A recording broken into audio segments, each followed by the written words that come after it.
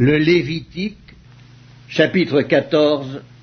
L'Éternel parla à Moïse et dit: Voici quelle sera la loi sur le lépreux pour le jour de sa purification. On l'amènera devant le sacrificateur. Le sacrificateur sortira du camp et il examinera le lépreux. Si le lépreux est guéri de la plaie de la lèpre, le sacrificateur ordonnera que l'on prenne, pour celui qui doit être purifié, 2 oiseaux vivants et purs, du bois de cèdre, du cramoisi et de l'hysope. Le sacrificateur ordonnera qu'on égorge l'un des oiseaux sur un vase de terre, sur de l'eau vive. Il prendra l'oiseau vivant, le bois de cèdre, le cramoisi et l'hysope, et il les trempera avec l'oiseau vivant dans le sang de l'oiseau égorgé sur l'eau vive.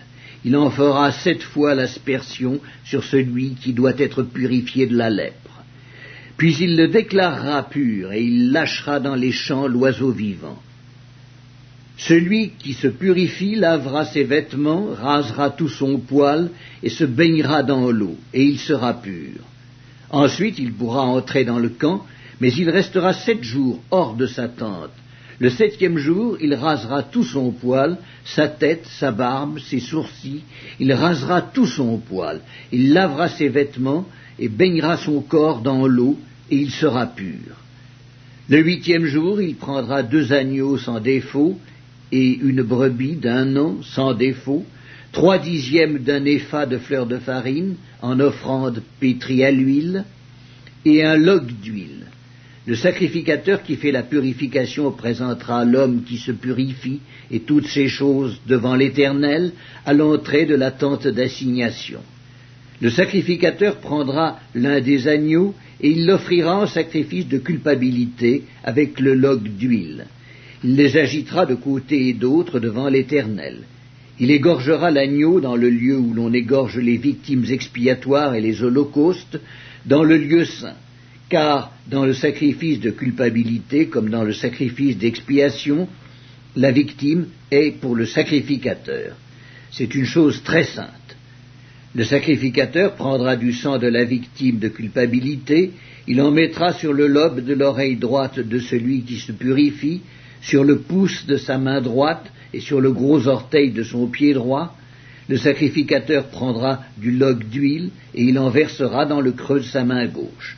Le sacrificateur trempera le doigt de sa main droite dans l'huile qui est dans le creux de sa main gauche, et il fera avec le doigt 7 fois l'aspersion de l'huile devant l'Éternel. Le sacrificateur mettra de l'huile qui lui reste dans la main sur le lobe de l'oreille droite de celui qui se purifie, sur le pouce de sa main droite et sur le gros orteil de son pied droit, par-dessus le sang de la victime de culpabilité. Le sacrificateur mettra ce qui lui reste d'huile dans la main sur la tête de celui qui se purifie. Et le sacrificateur fera pour lui l'expiation devant l'Éternel. Puis le sacrificateur offrira le sacrifice d'expiation. Et il fera l'expiation pour celui qui se purifie de sa souillure. Ensuite, il égorgera l'holocauste. Le sacrificateur offrira sur l'autel l'holocauste et l'offrande. Et il fera pour cet homme l'expiation, et il sera pur. S'il est pauvre et que ses ressources soient insuffisantes, il prendra un seul agneau qui sera offert en sacrifice de culpabilité, après avoir été agité de côté et d'autre, et avec lequel on fera pour lui l'expiation. Il prendra un seul 10e de fleur de farine pétrie à l'huile pour l'offrande, et un log d'huile. Il prendra aussi 2 tourterelles ou 2 jeunes pigeons selon ses ressources, l'un pour le sacrifice d'expiation, l'autre pour l'holocauste. Le 8e jour, il apportera pour sa purification toutes ces choses au sacrificateur à l'entrée de la tente d'assignation devant l'Éternel. Le sacrificateur prendra l'agneau pour le sacrifice de culpabilité et le log d'huile.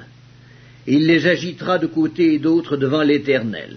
Il égorgera l'agneau du sacrifice de culpabilité. Le sacrificateur prendra du sang de la victime de culpabilité, il en mettra sur le lobe de l'oreille droite de celui qui se purifie, sur le pouce de sa main droite et sur le gros orteil de son pied droit. Le sacrificateur versera de l'huile dans le creux de sa main gauche. Le sacrificateur fera avec le doigt de sa main droite 7 fois l'aspersion de l'huile qui est dans sa main gauche devant l'Éternel.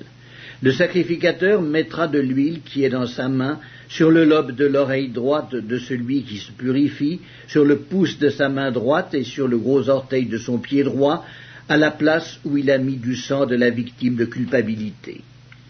Le sacrificateur mettra ce qui lui reste d'huile dans la main sur la tête de celui qui se purifie, afin de faire pour lui l'expiation devant l'Éternel.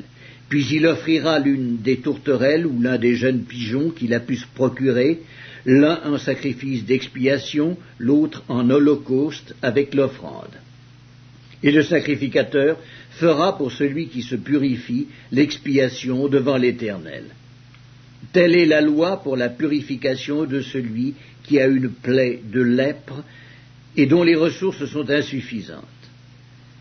L'Éternel parla à Moïse et à Aaron et dit : Lorsque vous serez entrés dans le pays de Canaan, dont je vous donne la possession, si je mets une plaie de lèpre sur une maison du pays que vous posséderez, celui à qui appartiendra la maison ira le déclarer au sacrificateur et dira : J'aperçois comme une plaie dans ma maison. Le sacrificateur, avant d'y entrer pour examiner la plaie, ordonnera qu'on vide la maison afin que tout ce qui y est ne devienne pas impur. Après cela, le sacrificateur entrera pour examiner la maison. Le sacrificateur examinera la plaie. S'il voit qu'elle offre sur les murs de la maison des cavités verdâtres ou rougeâtres, paraissant plus enfoncées que le mur, il sortira de la maison et quand il sera à la porte, il fera fermer la maison pour 7 jours. Le sacrificateur y retournera le 7e jour. S'il voit que la plaie s'est étendue sur les murs de la maison, il ordonnera qu'on ôte les pierres attaquées de la plaie et qu'on les jette hors de la ville, dans un lieu impur. Il fera racler tout l'intérieur de la maison, et l'on jettera hors de la ville, dans un lieu impur, la poussière qu'on aura raclée. On prendra d'autres pierres que l'on mettra à la place des premières, et l'on prendra d'autres mortiers pour recrépir la maison. Si la plaie revient et fait éruption dans la maison, après qu'on a ôté les pierres, raclé et recrépi la maison, le sacrificateur y retournera.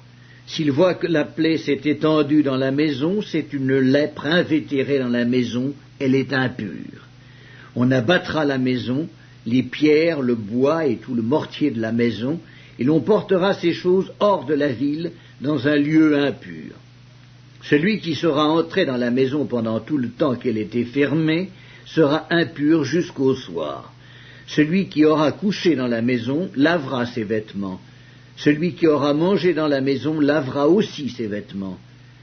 Si le sacrificateur qui est retourné dans la maison voit que la plaie ne s'est pas étendue, après que la maison a été recrépie, il déclarera la maison pure, car la plaie est guérie. Il prendra pour purifier la maison 2 oiseaux, du bois de cèdre, du cramoisi et de l'hysope. Il égorgera l'un des oiseaux sur un vase de terre, sur de l'eau vive. Il prendra le bois de cèdre, l'hysope, le cramoisi et l'oiseau vivant. Il les trempera dans le sang de l'oiseau égorgé et dans l'eau vive, et il en fera 7 fois l'aspersion sur la maison.